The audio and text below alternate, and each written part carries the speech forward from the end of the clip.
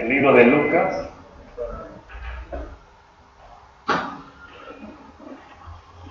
Vamos a salir hoy día de nuestro estudio, de nuestra serie en el libro de Gálatas, para ver un texto en un sentido, preparándonos. Pensé que volver la próxima semana va a estar guiándoles a una mirada de Lucas 2, la venida de Cristo. Y lo que yo deseo hoy día es dar un poco de base ahí a lo que es la historia navideña. Vamos a leer, ahí indica en la pantalla Lucas 1 al 4. Vamos a leer un poco más del primer capítulo de Lucas. No vamos a leerlo completo, hay 80 versículos, pero sí varias porciones aquí. Así que sigan conmigo, comenzaremos con 1 al 4 y de ahí les indico dónde vamos con cada versículo. Lucas 1 al 4. Puesto que ya muchos han tratado de poner en orden la historia de las cosas que entre nosotros han sido ciertísimas, tal como nos lo enseñaron los que desde el principio lo vieron con sus ojos y fueron ministros de la palabra, me ha parecido también a mí, después de haber investigado con diligencia todas las cosas desde su origen, escribírtelas por orden, oh excelentísimo Teófilo, para que conozcas bien la verdad de las cosas en las cuales has sido instruido. Versículos 5 hasta el 14. 5 al 14. Hubo en los días de Herodes, rey de Judea, un sacerdote llamado Zacarías, de la clase de Abías. Su mujer era de las hijas de Aarón y se llamaba Elizabeth. Ambos eran justos delante de Dios y andaban irreprensibles en todos los mandamientos y ordenanzas del Señor. Pero no tenían hijo, porque Elizabeth era estéril y ambos eran ya de edad avanzada. Aconteció que, ejerciendo Zacarías el sacerdocio delante de Dios, según el orden de su clase, conforme a la costumbre del sacerdocio, le tocó en suerte ofrecer el incienso entrando en el santuario del Señor, y toda la multitud del pueblo estaba fuera orando a la hora del incienso. Y se le apareció un ángel del Señor puesto en pie a derecha del altar de incienso, y se turbó Zacarías al verlo, y le sobrecogió temor. Pero el ángel le dijo: Zacarías, no temas, porque tu oración ha sido oída, y tu mujer Elizabeth te dará a luz un hijo, y llamarás su nombre Juan. Tendrás gozo y alegría, y muchos se regocijarán de su nacimiento. Versículo 26. Al sexto mes, el ángel Gabriel fue enviado por Dios a una ciudad de Galilea llamada Nazaret, a una virgen desposada con un varón que se llamaba José, de la casa de David, y el nombre de la virgen era María. Entrando el ángel en donde ella estaba, dijo: Salve, muy favorecida, el Señor es contigo, bendita tú entre las mujeres. Mas ella, cuando le vio, se turbó por sus palabras, y pensaba qué salutación sería esta. Entonces el ángel le dijo: María, no temas, porque has hallado gracia delante de Dios, y ahora concebirás en tu vientre y darás a luz un hijo, y llamarás su nombre Jesús. Este será grande, y será llamado Hijo del Altísimo, y el Señor Dios le dará el trono de David, su padre, y reinará sobre la casa de Jacob para siempre, y su reino no tendrá fin. Entonces María dijo al ángel: ¿Cómo será esto? Pues no conozco varón. Respondiendo el ángel le dijo: El Espíritu Santo vendrá sobre ti, y el poder del Altísimo te cubrirá con su sombra, por lo cual también el santo ser que nacerá será llamado Hijo de Dios. Y para terminar, 46, al 55, versículo 43. Entonces María dijo: engrandece mi alma al Señor, y mi espíritu se regocija en Dios, mi Salvador, porque ha mirado la bajeza de su sierva. Pues he aquí, desde ahora me dirán bienaventurada todas las generaciones, porque me ha hecho grandes cosas el poderoso, santo es su nombre, y su misericordia es de generación en generación a los que le temen. Hizo proezas con su brazo, esparció a los soberbios en el pensamiento de sus corazones, quitó de los tronos a los poderosos y exaltó a los humildes. A los hambrientos colmó de bienes y a los ricos envió vacíos. Socorrió a Israel, su siervo, acordándose de la misericordia, de la cual habló a nuestros padres, para con Abraham y su descendencia para siempre. Bueno, nuevamente en el tiempo de Navidad saltamos directo a Lucas 2, porque ahí vemos el acontecimiento más grande, más amplio del nacimiento de Jesús. Y a veces quizás nos asustamos porque Lucas 1 tiene 80 versículos y no queremos perdernos ahí. Pero en Lucas capítulo 1 tenemos la base, la anticipación, todo lo que Dios hizo en cuanto a la preparación para la venida en Lucas 2 del nacimiento ahí de Jesucristo. Ahora, Lucas es el autor de este libro. ¿Quién era Lucas? Bueno, básicamente lo que sabemos de él es que era un compañero del apóstol Pablo, un médico, y eso entra algo cuando comparamos el acontecimiento aquí, la historia que Lucas nos cuenta. Él siendo un médico es un poco más detallista, un poco más su enfoque en cosas físicas, corporales ahí.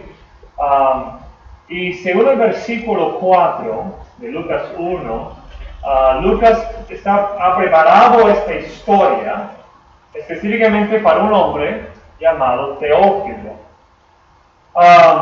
Y si fuéramos a tomar el tiempo, algo que no vamos a hacer ahora, si fuéramos a tomar el tiempo para comparar la introducción del Evangelio de Lucas con, por decir, la introducción del Evangelio de Marcos, o de Mateo, o de Juan, vemos algo radicalmente distinto, muy distinto en cuanto a la introducción de los primeros 4 versículos que Lucas nos da.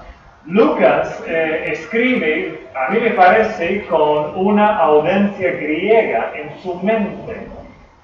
¿Por qué digo griega? Los griegos, en su entendimiento de la vida, su filosofía de vida, era más, en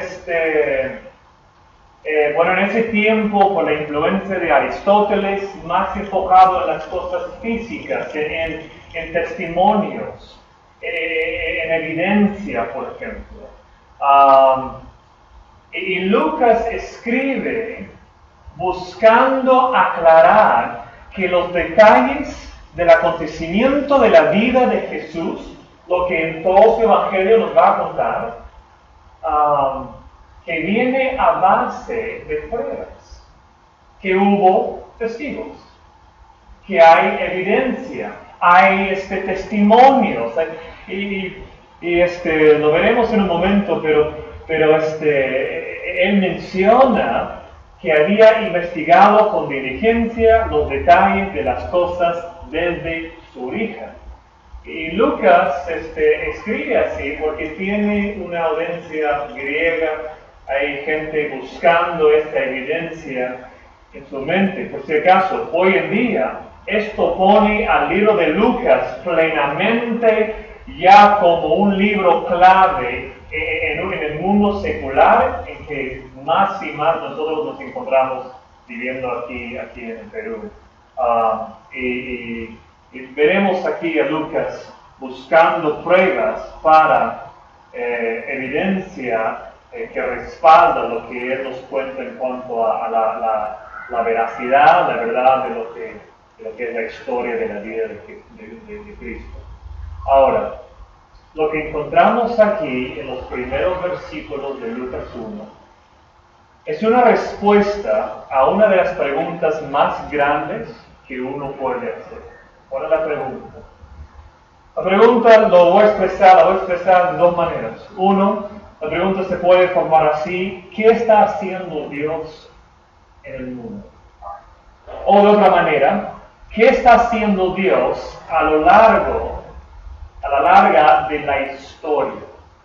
Es decir, cuando pensamos en la existencia de la humanidad, nosotros lo que creemos en la existencia de Dios nos demanda la pregunta, es decir, en algún momento tenemos que preguntar, ¿qué es lo que Dios está haciendo? Porque normalmente pensamos en nuestras vidas, ¿no? Es ahí que diario, es decir, uno más pregunta, Dios, ¿cuál es tu voluntad para mí?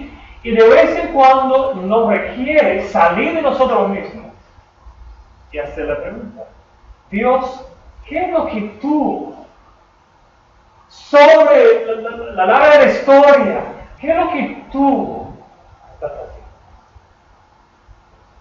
haciendo? Luchamos con nuestros propósitos y nos conviene, especialmente en un tiempo de Navidad, salir, no tanto, aunque vale la pena, no tanto salir de las cosas del mundo, aunque con la presión de las compras y todo esto sí nos conviene, pero más profundo es salir de nosotros mismos y preguntarle a Dios, ¿qué es lo que tú estás haciendo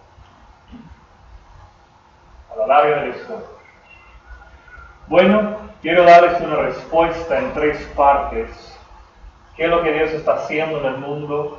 Lo vemos aquí en estos primeros versículos de Lucas. Lo expreso, quiero ponerles la respuesta completa y de ahí ir punto por punto. Vemos primero que Dios obra. 2, en la historia.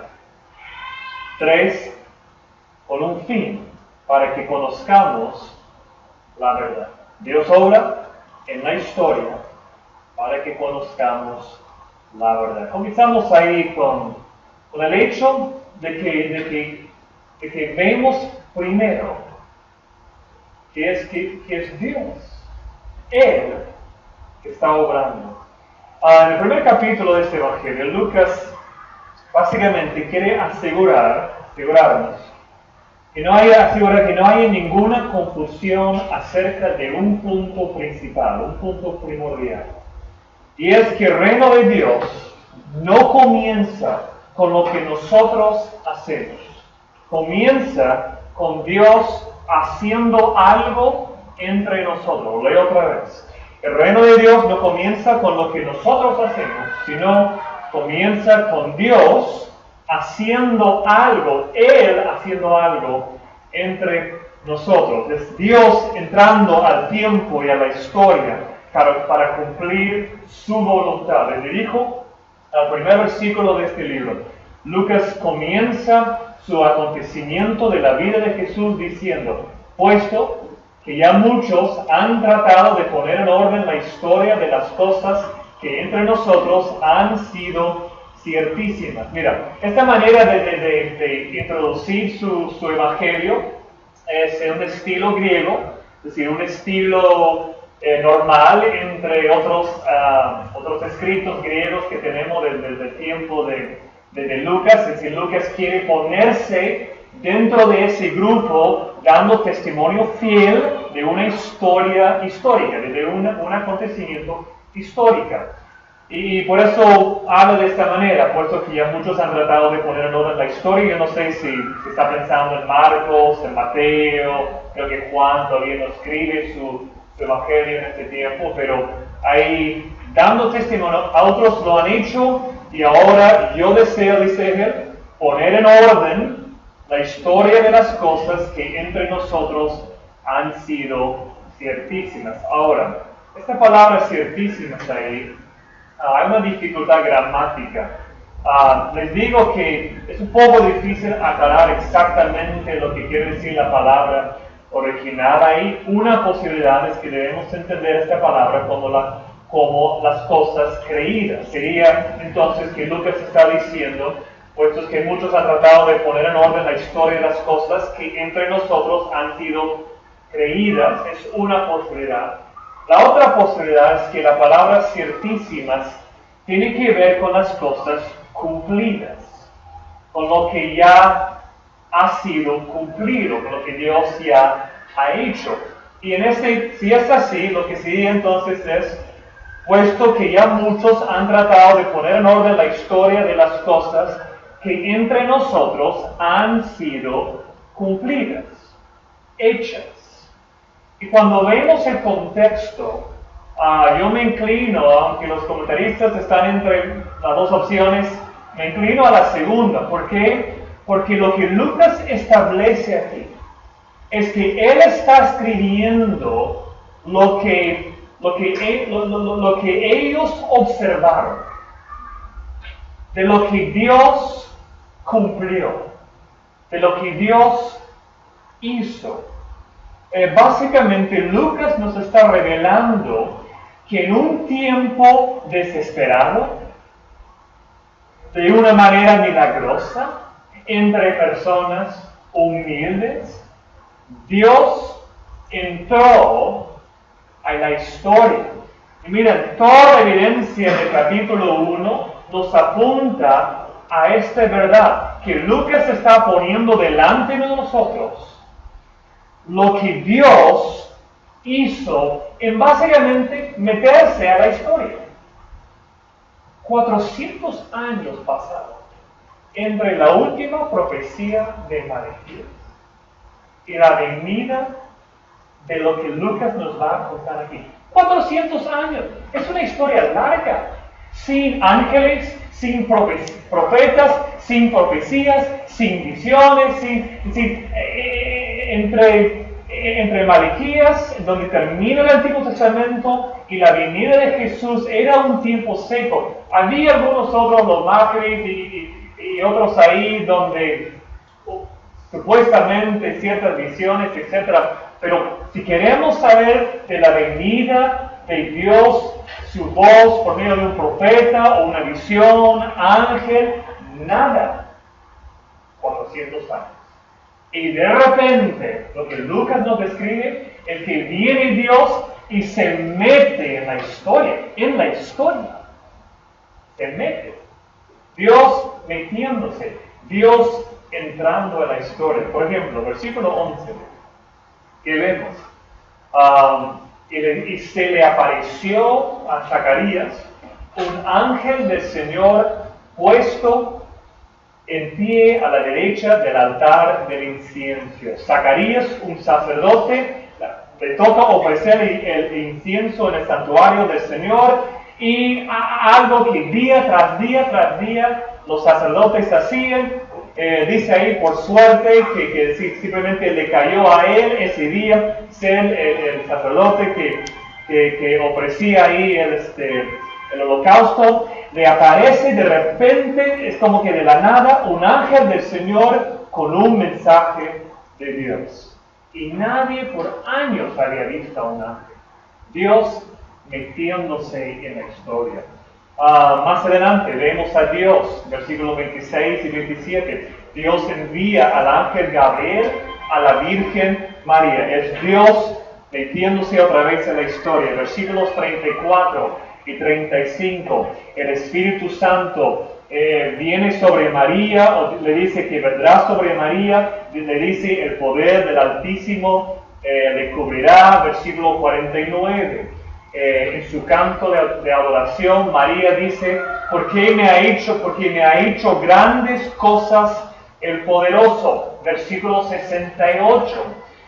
Zacarías, en su profecía, le dice, bendito el Señor Dios de Israel, que ha, y quiero que noten aquí, versículo 68, bendito el Señor Dios de Israel, que ha visitado y redimido a su pueblo, y nos levantó un poderoso Salvador en la casa de David, su siervo. ¿Qué es lo que está pasando?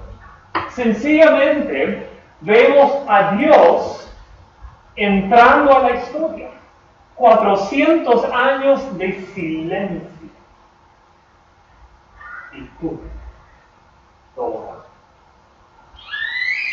Dios metiéndose a la historia. Dios obrando. Te pregunto, ¿tú entiendes a Dios así? Es decir, ¿te das cuenta que el Dios que servimos es un Dios que hace sus planes para miles de años, que espera pacientemente y en el tiempo que Él decide, que Él entra y obra, que nada, ningún detalle se escapa de su soberanía? ¿Tienes tú el sentido de la maravilla de la obra de Dios en la historia? No te preguntéis si en tu propia vida, sino en la historia. Si por un momento quiero que salgas de ti mismo, de las frustraciones de tu vida, y mires, servimos a un Dios que controla la historia. Y eso es maravilloso. El Dios nuestro, el Dios de la Biblia, es grande, es soberano. Salta de alegría tu corazón cuando consideres que en la persona de Jesús, Dios mismo vino.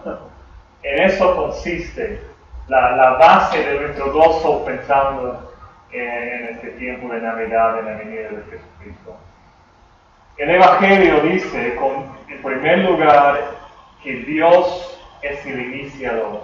Dios inicia. Nadie entiende el Evangelio si no entiende que es Dios que se mete en la historia y Dios que entra e inicia algo en la vida de una persona. Toda la evidencia de la Biblia nos apunta a que servimos a un Dios que es un Dios iniciador. Es Dios que se mete Él en nuestras vidas para nuestro bien y se mete en la historia para el bien, para el cumplimiento de sus fines y para el bien de la humanidad. Dios obra, Dios interviene en la historia, Dios habla, Él se revela a nosotros.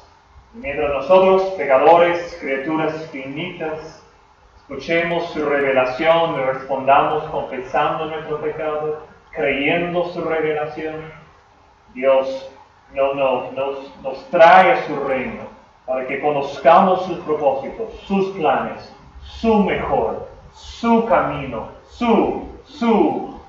lo suyo. Encontramos que su camino es el camino de la verdadera alegría y satisfacción. Otra vez, la tendencia nuestra es de pensar en mi vida, mis dificultades. Y algo que la Biblia hace para nosotros.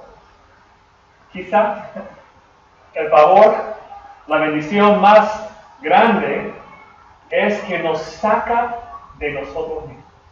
Nos levanta el corazón para ver algo más grande que nosotros mismos. Y es ahí donde quiero dirigir su perspectiva en esta mañana. Para que vemos a un Dios, el Dios nuestro, metiéndose a la historia. Dios obra. En segundo lugar, vemos que Dios obra en la historia, específicamente en la historia. Versículos 1 al 3, Lucas 1, 1 al 3. Puesto que ya muchos han tratado de poner en orden la historia de las cosas, dice Lucas, que entre nosotros han sido ciertísimas o cumplidas, tal como nos lo enseñaron los que desde el principio lo vieron con sus ojos. Él menciona aquí que él está contando lo que varias personas vieron con sus ojos, es decir, testigos, y fueron ministros de la palabra. Me ha parecido, versículo 3, también a mí, después de haber investigado con diligencia todas las cosas desde su origen, escribírtelas por orden, oh excelentísimo Teófilo. Ahora, ¿qué tenemos aquí? Básicamente vemos a un hombre, Lucas, haciendo lo que todo buen historiador tiene que hacer. ¿Qué cosas? Poner en orden la historia. Entrevistar a los que fueron testigos oculares. Investigar con diligencia las cosas desde su origen. Escribirlas por orden. Mira, Lucas ahí, frase tras frase, nos quiere dar la certeza de que lo que él nos escribe tiene una base histórica, que él ha hecho la investigación, las investigaciones que corresponden a escribir una historia verdadera.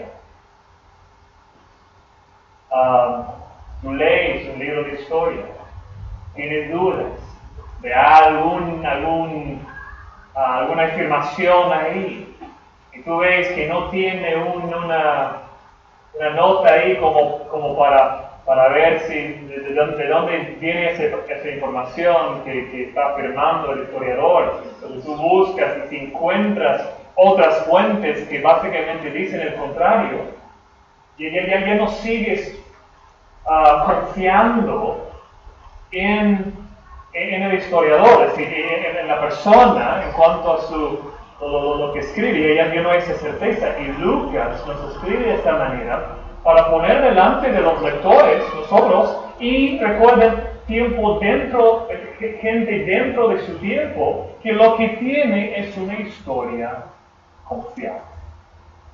Y mira, Lucas, en los evangelios sabemos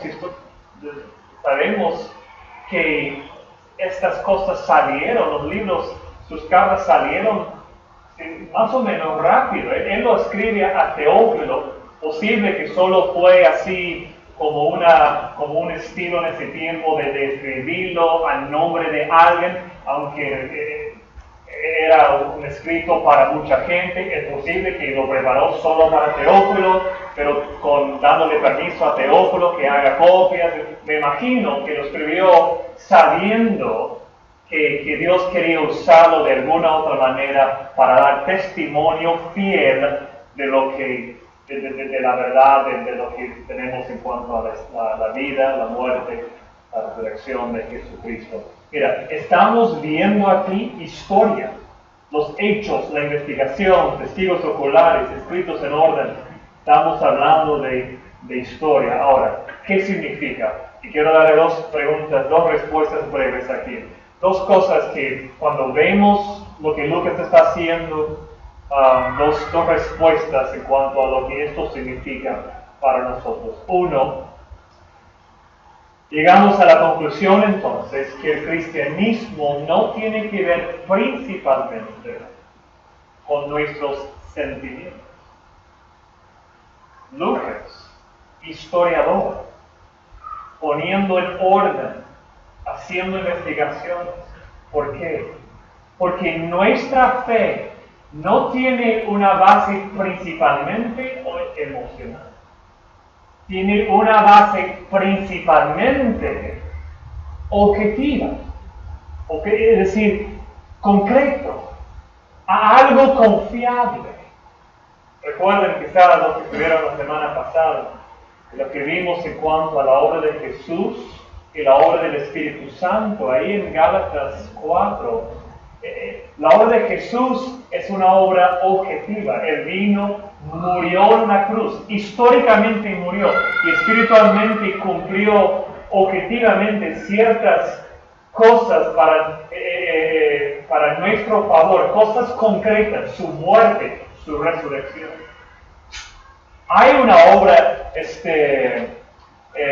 más dirigida a nuestra experiencia que Dios también tiene, pero eso queda principalmente con el Espíritu Santo. Es Él que clama dentro de nosotros, Abba, Padre. Es la experiencia de lo que es objetivo. Pero si nos quedamos solo con la experiencia cristiana y nada de fe confiable, en el fondo las experiencias no tienen ninguna base y quedamos sin nada.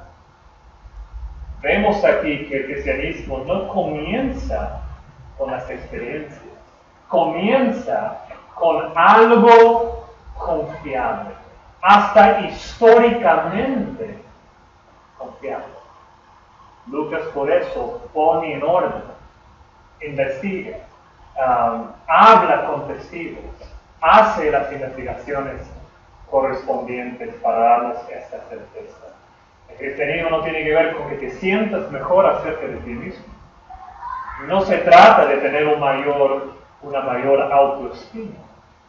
El reino de Dios, el cristianismo, es para los que en primer lugar se humillan, que vean que sus vidas están llenas de ídolos, cosas materiales, metas profesionales, el placer, etc., y ven que no tienen ninguna esperanza de liberarse de aquellos ídolos, aparte de la intervención de Dios en sus vidas. Eso es lo que para nosotros vemos plenamente aquí. Vemos que si Dios no entra en nuestras vidas, si Dios no se mete en esto, seguimos viviendo el círculo vicioso de nuestra servidumbre a nuestros hijos. Pero vino Dios, el Rey que el mundo espera, el Rey de nuestras vidas, y así entendemos la venida de Jesucristo. La segunda respuesta aquí es que el cristianismo no es principalmente tampoco algo místico. No comienza con nuestros sentimientos y tampoco es principalmente algo místico. Hoy en día hay bastante influencia aún aquí en el Perú de las religiones orientales. Las religiones orientales son religiones principalmente místicas. Por ejemplo, el budismo está creciendo a nivel mundial en popularidad. Mira, lo digo de esta manera: si le quitas al budismo a su fundador, el Buda, el budismo sigue. Y es así porque el budismo es principalmente una filosofía de vida. No es principalmente una historia. Es decir, según el budismo, supuestamente Dios se reveló a él sentado debajo de un árbol, y él salió de ese encuentro con 4 leyes acerca de un entendimiento profundo del sufrimiento, y así comienza el budismo. Tiene una historia, pero si le quitas la historia, el budismo sigue bien no en el sentido moral, sino que no depende la religión de la historia, porque no es principalmente historia, es principalmente una filosofía de vida. Es decir, la verdad del budismo sigue. Pero si en el cristianismo, si queremos quitar ahí los hechos históricos, es decir, por ejemplo, si en verdad Jesús no nació de una virgen, ya no tenemos al cristianismo, ya no hay. ¿Por qué? Porque si no nació de una virgen, Dios mismo no vino, porque era necesario que Dios mismo viniera. Cristo no es solo hombre, es Dios. Entonces, un cristianismo sin el hecho histórico, el nacimiento de una virgen, ya no tenemos el cristianismo. Porque si Dios no vino, Dios en forma de Jesús no murió en nuestro lugar. Si no tenemos la cruz, no tenemos el cristianismo, porque el cristianismo no es principalmente una filosofía de vida. No se basa en hacer esto, el otro, y no hacer esto. Se basa en hechos históricos. Hechos históricos que tienen verdades espirituales. Jesús nació de una virgen. Ese hecho histórico nos expresa la verdad que Dios mismo vino. Jesús murió en una cruz, y en la cruz Él llevó nuestros pecados. Hecho histórico que lleva una verdad espiritual, y no se puede separar. Por eso, Lucas está claro que lo que Él ha escrito es confiable y se basa en hechos históricos.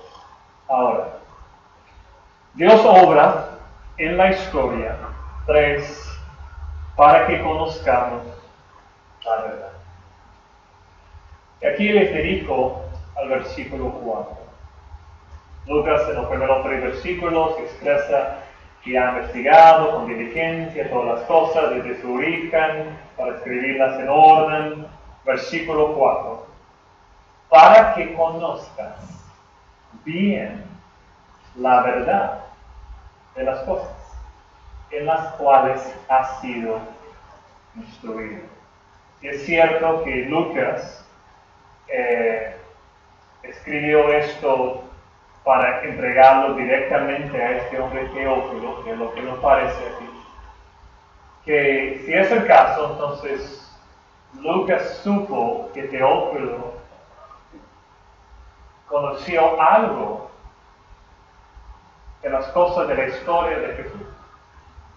Pero Lucas le escribe para decirle, para que entiendas bien la verdad de las cosas en las cuales has sido instruido.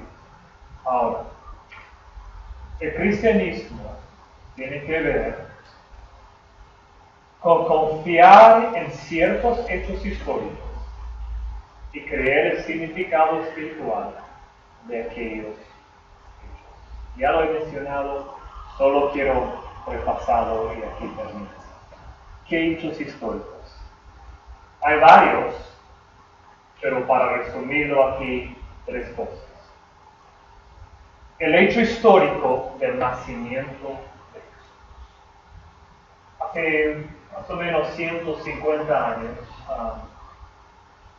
mejor dicho, antes de hace 150 años, había en verdad poca gente, no digo 200 años, había poca gente en el mundo que no creía, ¿cómo lo expreso? Que tenía conocimiento de la Biblia, pero no tenía una confianza en la verdad histórica de la Biblia. Es decir, en todo lo que era Estados Unidos, Europa, Sudamérica, lugares donde había conocimiento de la Biblia, había poca gente que quería esto y decía, no, estas son mentiras. La gran mayoría creía, confiaba en la verdad histórica de la Biblia. Pero con la llegada de hombres como Charles Darwin y otros, enseñando una base científica, buscando entender nuestros orígenes, no a base de este libro, sino a base de explicaciones supuestamente científicas, ya todo comenzó a cambiar. Y una de las primeras doctrinas que fue atacada de los liberales, y cuando digo liberales, estoy hablando de teológicamente liberales, una de las doctrinas primeras que fue atacada era el nacimiento de una Biblia. Porque el mundo científico comenzó a buscar explicaciones científicas para la vida. Y el concepto de una virgen, verdaderamente virgen dando a luz, era totalmente fuera de la ciencia y no. Así era ya, eso no puede ser. Y poco a poco comenzaron, como Thomas Jefferson, comenzaron a preparar una Biblia, pero ya faltando todo lo que eran los asuntos milagrosos. Quedamos con un cristianismo que era solo cristianismo en nombre. Tenía la forma, la estructura del cristianismo, pero sin la confianza en el poder milagroso de Dios. Por eso es clave que nosotros entendamos que, por ejemplo, pongo ahí delante de ustedes el nacimiento de Jesús de una virgen. Si no lo creemos, estamos ahí dando lugar a que totalmente perdemos todo lo que es el cristianismo. Quizás tú luchas con una confianza en todos los milagros de la Biblia, Pero si comenzamos a decir, bueno, ya hay una explicación científica por esto, ya no pasó, pero igual quiero ser cristiano, en el fondo no hay un cristianismo. En el fondo, quedamos como lo que hace más o menos 50, 60 años, mucho del cristianismo se quedó con un cristianismo que en verdad no era cristiano. Gracias a Dios, en los últimos 50 años, en distintas maneras, en distintos lugares, ya ese liberalismo cristiano se está perdiendo.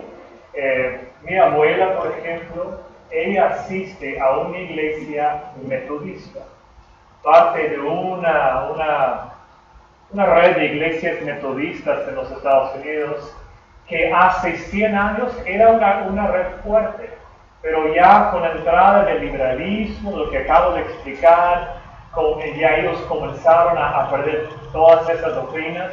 Un día mi padre, por ejemplo, hace años estaba revisando el material de la escuela dominical de su iglesia y vio que enseñan que este milagro tiene una explicación científica, no era milagro, este milagro de Jesús, imagínense, enseñando así a los niños, pero así es su material. Y esta red de iglesias es un ejemplo entre muchos en los Estados Unidos de iglesias liberales donde casi ya no tienen gente.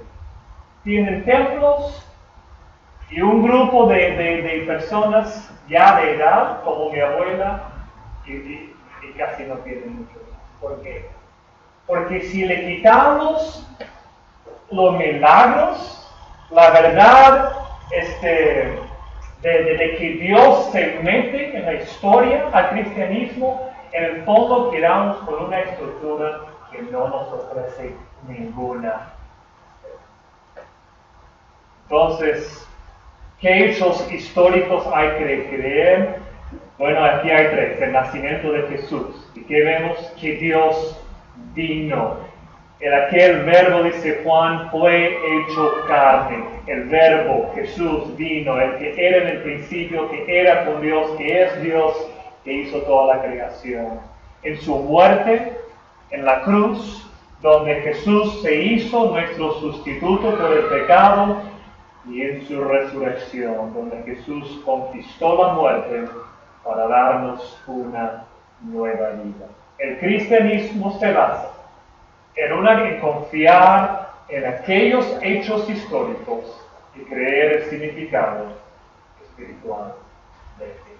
Así tenemos el cristianismo, así tenemos la historia confiable de la Biblia.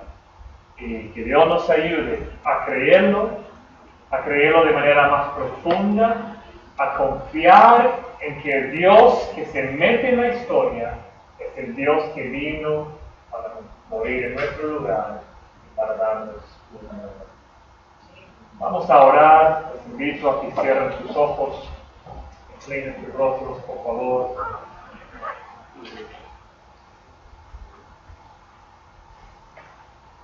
Vamos a tener un momento de meditación aquí antes de terminar nuestro culto. Ya va a tocar un himno. Les invito a que mediten sobre lo que hemos visto en esta mañana. Dios que entra en la historia. Y Dios que entra en la historia para nuestro bien, viendo sus propósitos para nuestro bien. Cheryl Sophie, les invito a que respondan a Dios en oración, acercándose a Él en oración, con más confianza en lo que Él ha hecho con nosotros.